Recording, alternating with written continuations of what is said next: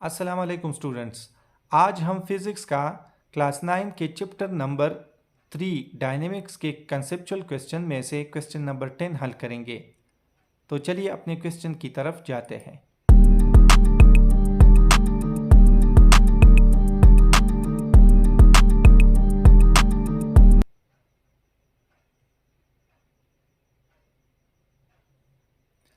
तो क्वेश्चन कुछ इस तरह है। In uniform circular motion is the velocity constant, is the acceleration constant, explain. ये कहता है कि अगर एक body uniform circular motion perform कर रही है तो क्या इसकी वेलोसिटी कांस्टेंट रहेगी या एक्सेलरेशन कांस्टेंट रहेगा। आप पहले ये जवाब दें और फिर इसको एक्सप्लेन कर लें। तो आंसर में हम इसको बताते हैं, in uniform circular motion the velocity does not remain constant. Uniform circular motion में वेलोसिटी कांस्टेंट नहीं रह सकती, because the direction of velocity of the body changes continuously from point two point.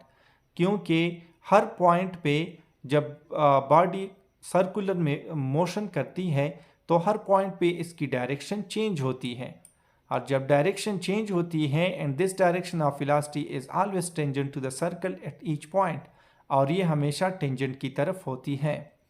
मैं आपको ये बात बताता चलूँ कि कांस्टेंट वेलोसिटी वो होती है जिसमें डायरेक्शन और मैग्नीट्यूड ऑफ स्पीड दोनों हमारे पास कांस्टेंट हो।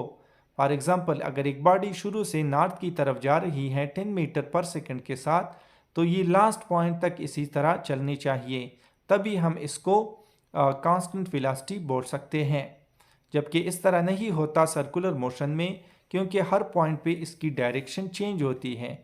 हालांकि इसका स्पीड जो है वो कांस्टेंट रहता है, तो इसलिए हम इसको कांस्टेंट वेलोसिटी नहीं कह सकते। आगे कहता है, where is the centripetal acceleration is directed toward the centre of the circular path. जबकि इस केस में जब सर्कुलर मोशन होती है तो जो एक्सेलरेशन प्रोड्यूस होता है इसको हम सेंट्रीपिटल एक्सेलरेशन बोलते हैं, और इसका डायरेक्शन हमेशा centre of the circular path होता है।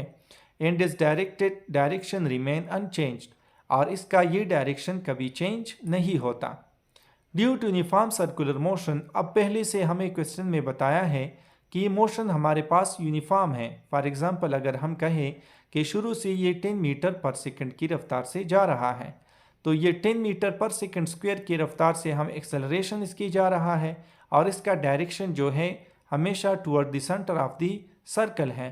तो हम कह सकते हैं the centripetal acceleration remain constant through out the motion. जितनी एक बॉडी सर्कुलर मोशन करती है तो अगर ये यूनिफॉर्म है तो इसका एक्सेलरेशन कांस्टेंट रहेगा। तो इसका आंसर ये हुआ कि यूनिफॉर्म सर्कुलर मोशन में वेलोसिटी नहीं बल्कि एक्सेलरेशन हमारे पास कांस्टेंट रहती है। होप आप लोग को समझ आया होगा। मिलते हैं अगली वीडियो में। खुदा हाफिज़।